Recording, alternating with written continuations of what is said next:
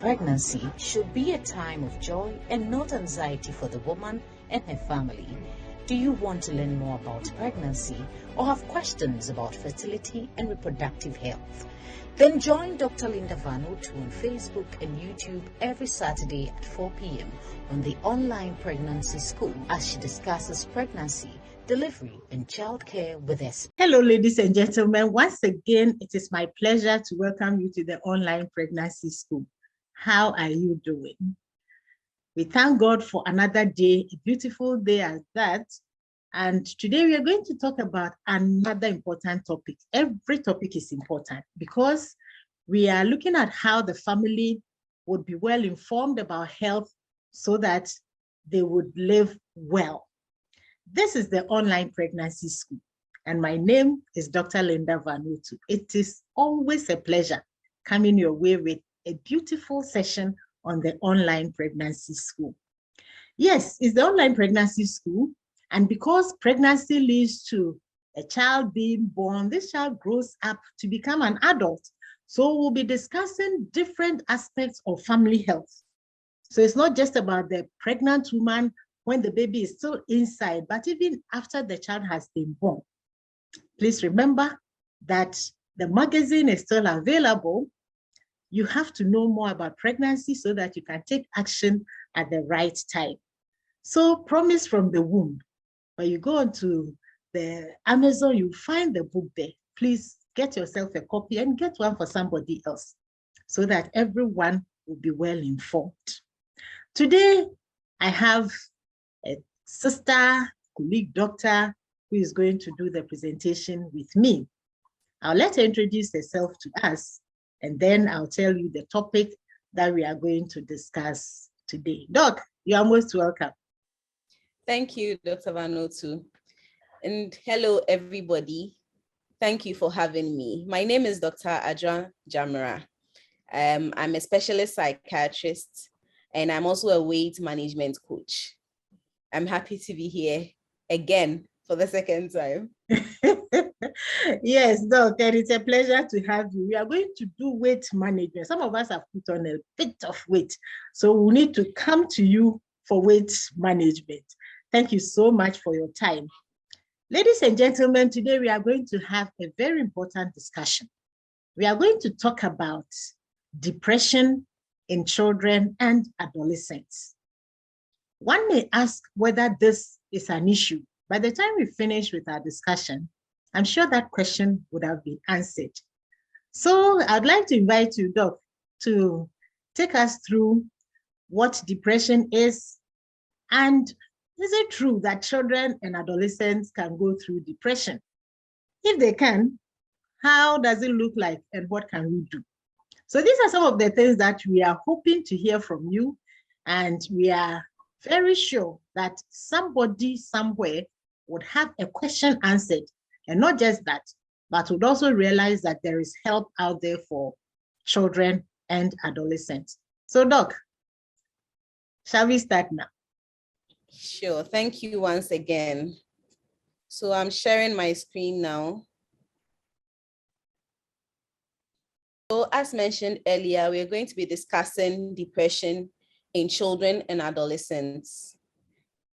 The objectives of the presentation would be to define depression, go through the core features of depression, and then we'll quickly zoom into being able to state the differences between depression in children and in adults, and then some preventive measures against depression in children and adolescents, and then look at treatment options available for children who have depression.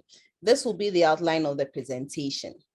The ones marked in red are the ones we would dwell more on. The other ones we talked about in our session earlier when we're discussing depression in men. So depression is a mental illness, as said in the earlier session, and it's basically a 2-week period, 2 weeks or more of persistent low mood, combined with decreased interest in previously pleasurable activities and low energy. There are also other symptoms which we'll be looking at. Mood is the persistent or pervasive feeling over a period of time, usually 2 weeks or more. And the affect is what is seen from the outside, what other people see.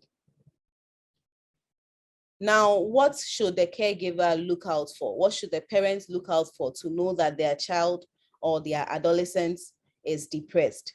These are some of the things. There might be changes in weight, especially for children, poor growth in children as well, and then disturbances in sleep.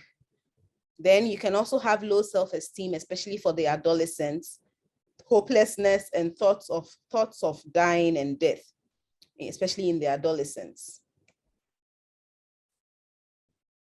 So cases of depressive disorders have generally increased over time.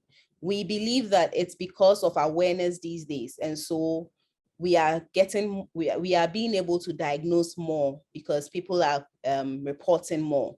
And especially even in children, it's also increased from 0.3% to 7.8%. Childhood depression is usually missed because it doesn't present like adults, as we are going to learn. And so we need to know about it, look out for it, because if we are able to find out quickly, then we can treat them, and the treatment can be life-saving or life-changing. So we've mentioned that to diagnose depression, there should be a period of at least 2 weeks of the core features, which are depressed mood, anhedonia, and low energy. Doc, please, what is anhedonia? That's the decreased interest or reduced interest in previously pleasurable activities. Okay. Usually how we ask is we find out what the person's hobbies are, and then we ask when was the last time they did that hobby. That's an example of a previously pleasurable activity. Sometimes it's even chatting with family or friends, and you realize that the person is no longer interested in any such activity. For children and adolescents, it's in play. So the child is no longer interested in play. And so that's how you find out that there's anhedonia in that child. We've talked about the weight loss. There's also insomnia or hypersomnia. Insomnia is difficulty in sleeping. Hypersomnia is sleeping too much. So they spend most of their time in bed. And then they still report that they wake up feeling unrefreshed when they sleep. Then there's also psychomotor agitation. So they are all over the place. They are giddy, so to speak. That's right. Or you can have retardation where they are slow and they seem like they are being lazy, or they are lazy. Doc, please, before you go on, it means that it is very important when we are with children.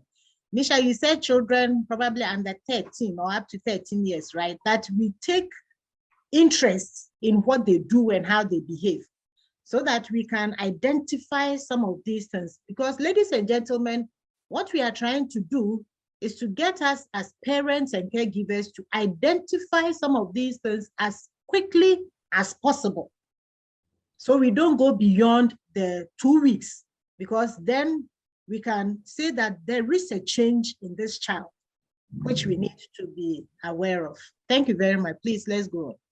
Beautiful. So with that, I would reiterate what a disorder is, because depression is a disorder. And so, like you said, the first step is to identify that there has been a change. Then the next step is the duration of that change. So if it has gone on for a period of 2 weeks or more, then there's a problem. So those two things are very important. And then you also realize that that change that you have observed is causing significant distress to the child, and it's affecting their schoolwork. Usually they start to perform very poorly in school. They are not doing as well. Sometimes the teachers complain that they are not paying attention in class. They seem to be absent. All those things are tells or signs that the child is depressed. So these are other symptoms of the depression. I will go through quickly because I want us to concentrate more on what symptoms are more consistent with children and then adolescents. Okay.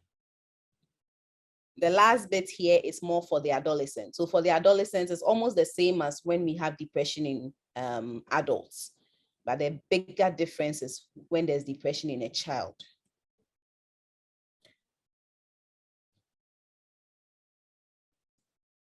Okay, so when you have identified these changes, what do? You send your child to see a therapist, or you send the child to the hospital to see a psychiatrist. So what happens when you go to the hospital?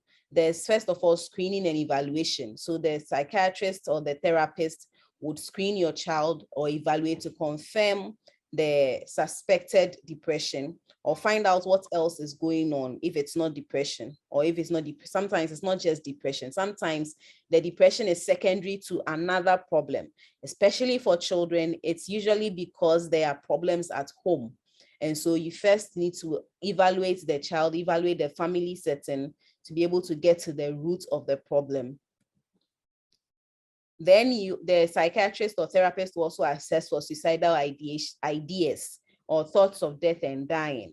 We'll also talk to the teachers, and then social service professionals can also come in, go to the homes, and then find out what exactly is going on at home that is getting the child behave the way they are behaving, or what exactly is going on in school that's making the child behave the way they are behaving. Sometimes it's bullying in school. Sometimes people are picking on that child, and so it's making them behave the way they are behaving.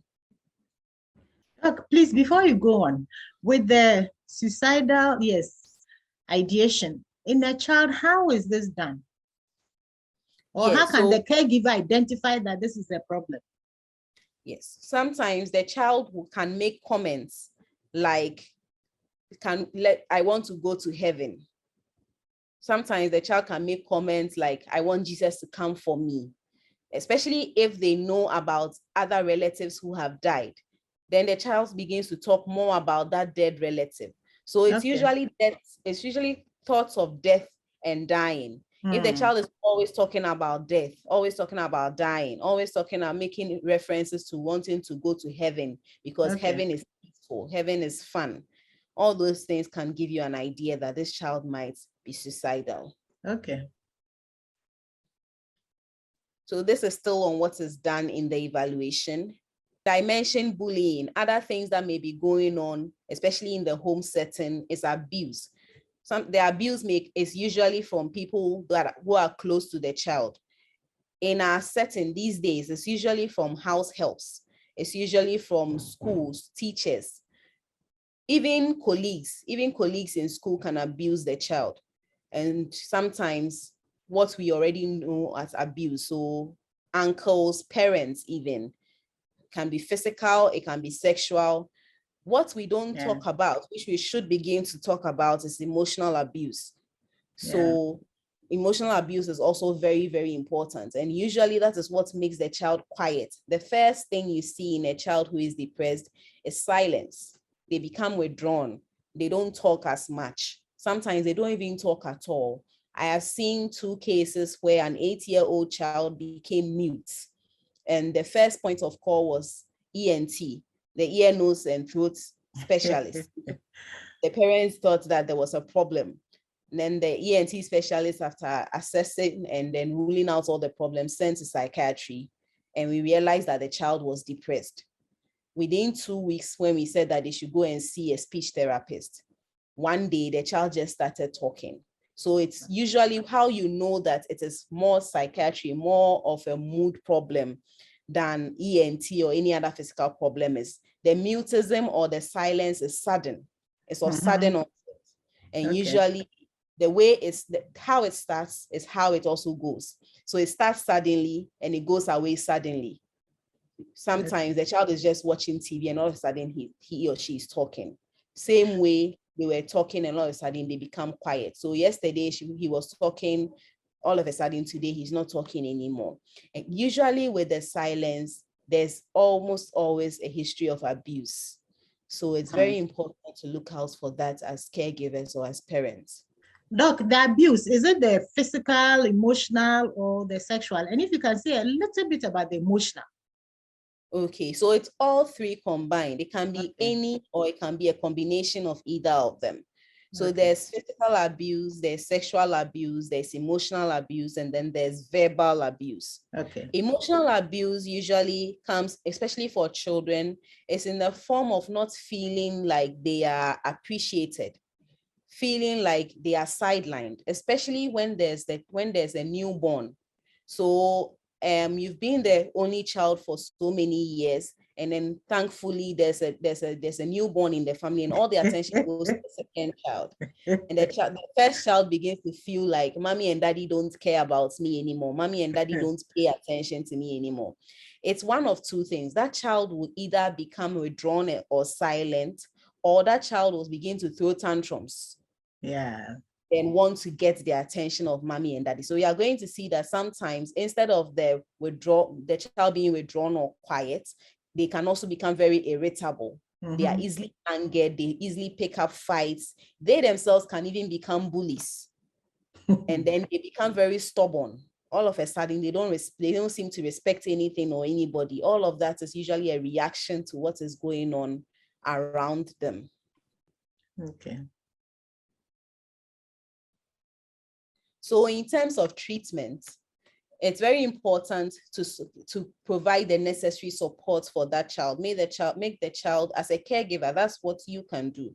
Make the child appreciate that you love them and you still care about them. Education is what we are doing now, creating awareness. And so you listening today, watching this, should also create awareness, talk to someone, tell someone about what you have learned. Yeah. And let's get people to know about these things more. Most of the therapy in clinic is CBT. CBT is cognitive behavioral therapy. It's a lot, so CBT is fine. The point of CBT is helping the child realign how they think in order to change how they feel. Quick example, if I meet Dr. Vanuatu and I say, "Good morning, mom," and she doesn't respond, I can think one of two things. She's annoyed with me. She doesn't like me. She hates me. She's pompous. And because of that, I'm going to respond to her that way. I'm going to feel, because of how I'm feeling, I begin to act like that towards her. So I also react in that manner. But if I can realign my thinking and then tell myself that, or now believe that, oh, she probably didn't hear me. She's probably going through something herself. She's probably not in a good mood. Then my feeling won't be that of anger or pain, but it will be that of understanding, and I'll still be a happy-go-lucky person. And because of that, how I behave towards Dr. Vanuatu will also be more receptive or nice. So that's what CBT is about, changing how we think so that it influences how we feel and thereby change our behavior on the outside. That's very important. Yeah, that's the major part of treatment for depression, CBT, in terms of psychotherapy. So that's what the psychologist will do. Now, in terms of medications, the psychiatrist is likely to give you medications that help increase your mood or make you feel happier. So some of the medicines are what is on the slide here. There's fluoxetine, there's escitalopram. For children in particular, fluoxetine is what is FDA approved. There's not much studies for the rest of the medications. What we know about and what is FDA approved is the fluoxetine. So you see more of that in children who have depression, or being given to children who have depression. And we only consider medications, especially for children, when the depression is severe. Severity means that there's more than 6 of the symptoms we talked about. Severity means that there's suicidal ideas or even attempts, especially in adolescents. Right. Severity means that there's significant change in their performance. So that's significant impairment in their social function. So in a child, occupational function in the schoolwork, because most of them are in school. So if there's significant decline in their schoolwork, then we know that this depression is severe. And once it's severe, that child needs medication. Otherwise, the way to go is always CBT or psychotherapy, and then lots of support. Yeah. And then finding out the root cause of the problem, or what exactly has tipped the child into that depressive episode. and then dealing with that. So most of the time we do a lot of family psychotherapy as well, because usually it's because mommy and daddy are always fighting.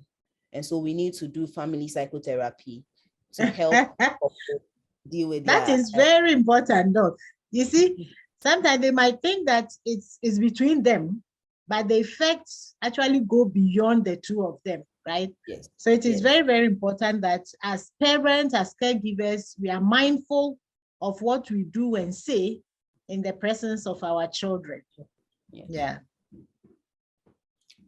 And then one more thing, apart from they being silent, another easy tell that the child may be depressed is when they suddenly begin to wet their beds. Bed wetting is a big tell that this child may be depressed. So a child who is already well potty trained, the child was already dry at night and during the day, and all of a sudden they are wetting their beds or they are wee-weeing in bed, that child will definitely need to be assessed, because at that point, then the depression or whatever is going on with them is significant enough to warrant treatment. So that child needs to see a psychiatrist. Other children, when it's very, very severe, will begin to act like children. So that's a coping mechanism. It's one of the coping mechanisms that is very common in children. They begin to act like, they begin to go back to their childhood so that they can feel better. So the child will begin to suck their thumb, or they begin to even poo on themselves or eat as though they are children. A child that eat and not soil their clothes now eats and is soiling his clothes or her clothes. All of those things, once you see it in a child, you need to get that child assessment. Doc, this is very important, because unfortunately, if a child who is potty trained and all that now starts doing this child would rather get, in quotes, abused, that why are you wetting yourself at this age? You should be going to the bathroom and all that. So it is very important that we are learning this. Ladies and gentlemen, this is very important. If you have just joined us, today we are talking about depression in children and adolescents. From all that doctor has said, one can understand that it is really important for us to appreciate some of these things, so that as caregivers, as parents, we will identify them and take action immediately. Because if a child starts behaving this way, please, the first thing is not to reprimand this child and start maybe beating or abusing or things like that. Yes, punishing them, but to really know that this child needs help, and then we can do that as quickly as possible. Okay, so once we start treatment, we usually would continue the treatment for about 6 months to a year, depending on the severity of the depression. And it's important that we don't stop the antidepressant too quickly. The antidepressant, an example is the fluoxetine I talked about, which is what is FDA approved. You don't stop immediately. So after 6 months, if the therapist wants to stop, we gradually reduce the dose and then we finally stop. We don't just stop. This is important information, because sometimes as parents, you think that the child is better now, or the child is traveling and you can't come for the medication. And so he has taken it for about 3 months, it's okay. And then you stop. No, you don't stop suddenly. It's important to talk to the doctor who puts the child on that medication if the child has to go back to school or the child has to travel, so that we find ways around it. There are ways we go around it. Sometimes other people can even come for the medications when the child is not around, to go and give to that child wherever they are. So in terms of prevention, there have been 2 studies, but I'm going to only talk about one because it's the one that is more easy to remember. So it's an experimental Dutch control trial, and it's presented as Friends for Life. So Friends is a mnemonic, and it stands for feelings. So appreciate your feelings. This is usually for the adolescents. They can be able to go through this. For children, the parents or caregivers will have to help them through it. So first, appreciate the way you are feeling. Do not avoid it or try to go around it. It's okay to be sad. It's okay to not be in a good mood. It's okay to feel like you are easily getting annoyed. And then remember to relax, have a quiet time. That's for R. I is to remember that you can do it. I can try my best. I can do it. E, explore solutions, which we have talked about a number, and then coping steps of managing the depression. So this acronym, this friends, is usually for the mild type, because like I said, once it's severe or even moderate to severe, that child needs treatment. And then N is now reward yourself. You have done your best. For children, we use rewards such as gaming times. We use rewards such as play times. So so for instance, if that child, as part of the depressive illness, was wetting his bed or her bed, then every night he gets a dry night. Dry night means that night he didn't wet his bed. We will reward him or her with something they like, usually play time or game time or anything they enjoy, not what you, the caregiver, enjoy, but what the child enjoys. And then B is don't forget to practice all the things that FRIEN, practice, practice, practice, and stay calm for life. All right, so in summary, these are the differences between the symptoms that are noted when a child is depressed as compared to when an adolescent or an adult is depressed. Children will usually be irritable or throw tantrums. They would have behavioral problems, like I mentioned earlier, where they are suddenly stubborn, not respectful. They can be very aggressive. And that's when they become bullies. So sometimes they beat up their siblings or bite. Most of them bite. And then somatic complaint here means sometimes, so usually for children, again, the child doesn't want to go to school.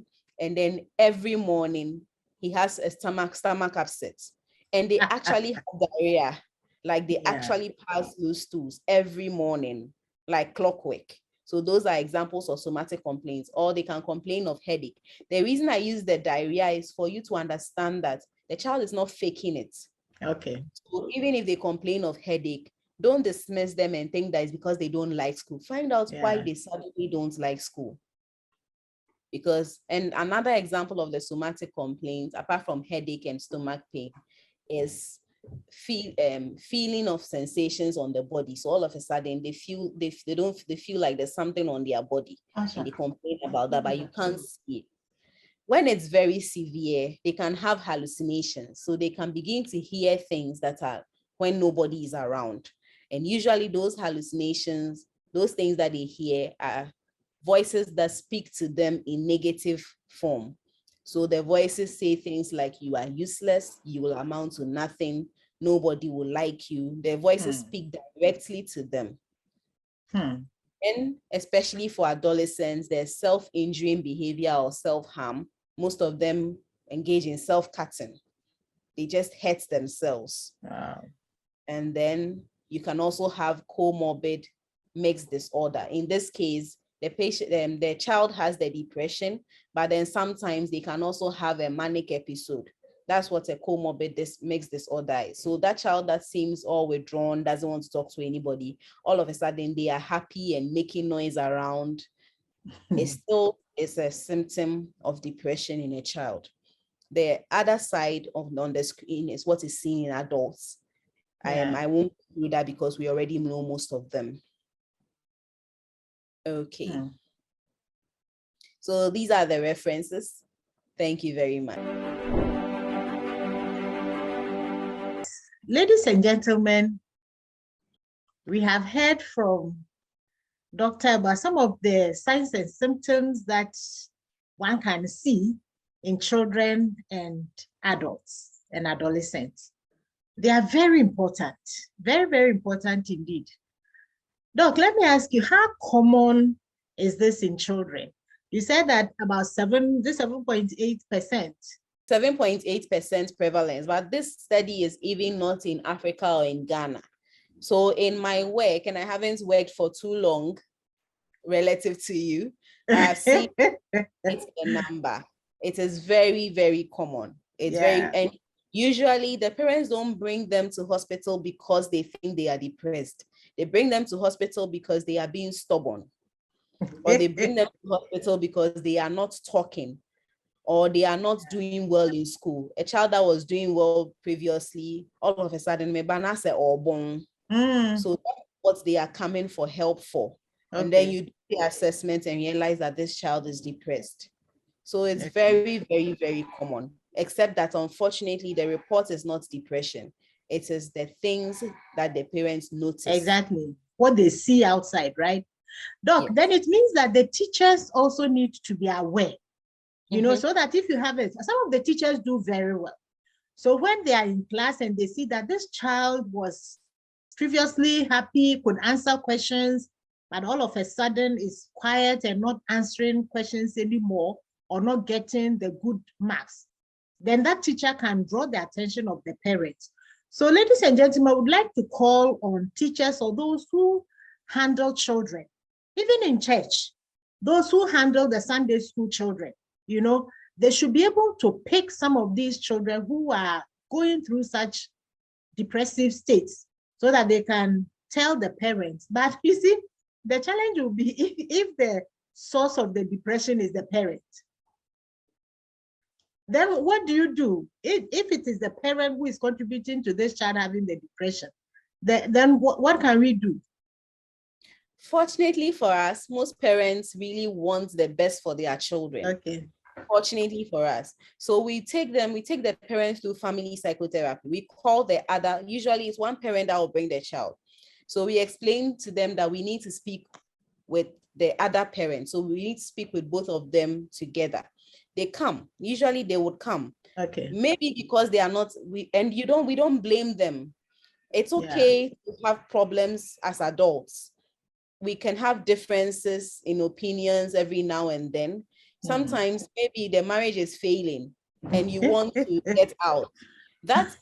I mean, it's not even a blame game here. That part is we appreciate that is your business as parents, but it shouldn't have to affect the child. So together with the parents, we are able to come up with ways and means to get the child out of that problem. Sometimes it involves taking the child to stay with another relative. Sometimes it involves helping the parents to cope better, learn when to fight, because it's important to fight. Yes. So those are the ways. I mean, it's once we are not blaming them, they are very comfortable and we talk. Yes. Doc, thank you very much. You know, today, I'm sure that a lot of people have learned something new. Ladies and gentlemen, today we spoke about depression in the child and also adolescent. It is something that happens, something that is seen. Doctor has given us a lot of information about some of the things that will happen for you to know that your child is depressed. And please, for those who give their children to other people, maybe to take to school or to take them from school and all that, be careful. As soon as you see changes in your child, talk to this child. If you can't, take the child to the hospital. That's why we have the hospitals for you. Let them be aware that my child has changed. And that means that we have to be observant. In these days that both parents are working, sometimes it's so difficult. You leave the house very early, you come back late, the child is tired, the child is sleeping, some of them eat in the car, they come home and they go to bed. It may be difficult for you if you're not careful to pick some of these things in your child. Some children, as we know, have been abused sexually by people, and this has led to depression. If you're not able to talk to your child, you may not know.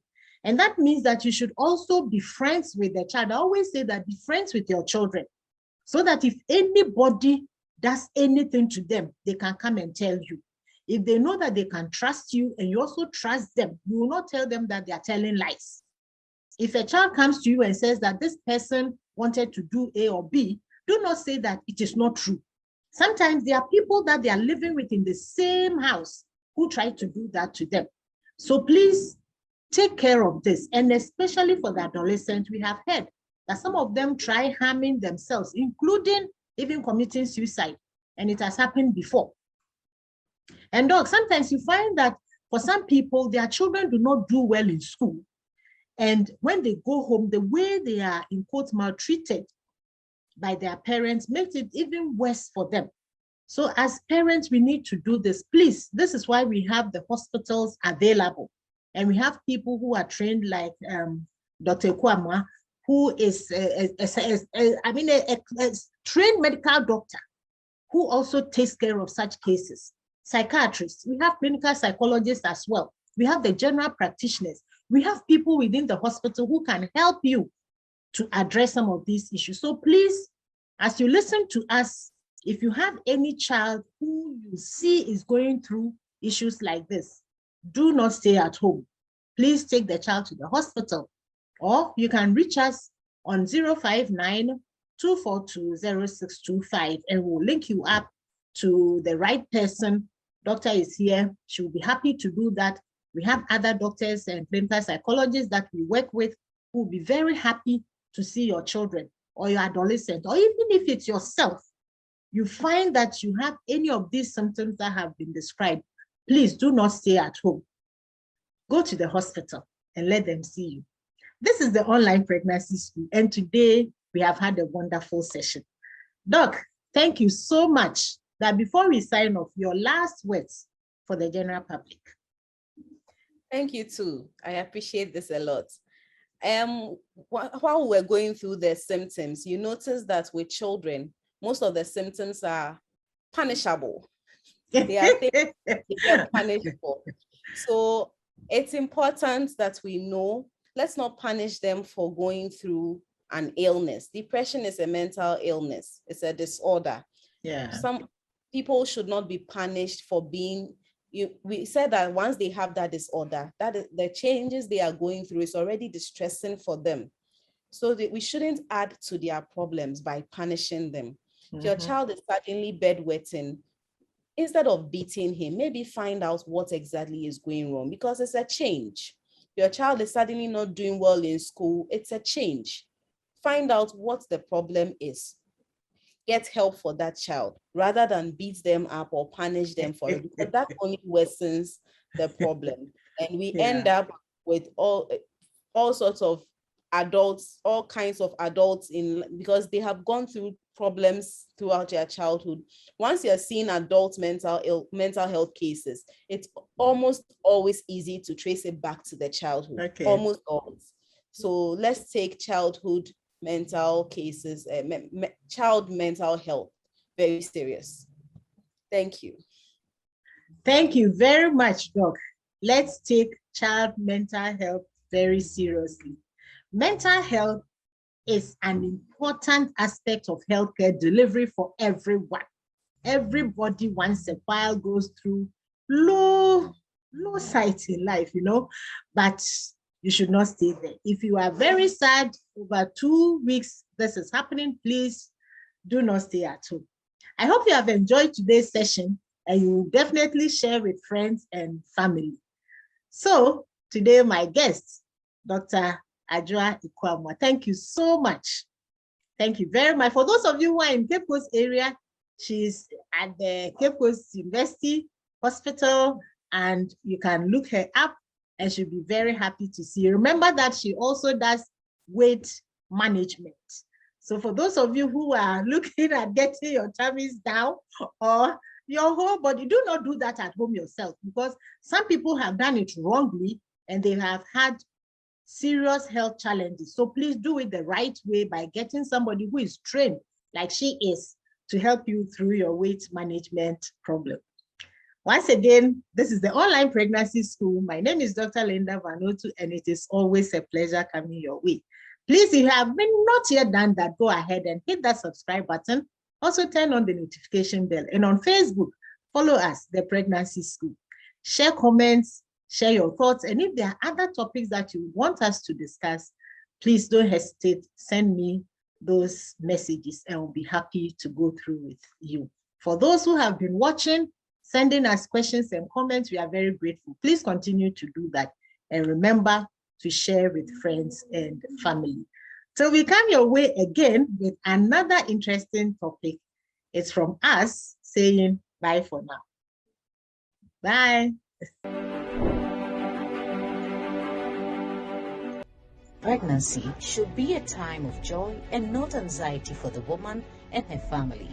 Do you want to learn more about pregnancy or have questions about fertility and reproductive health?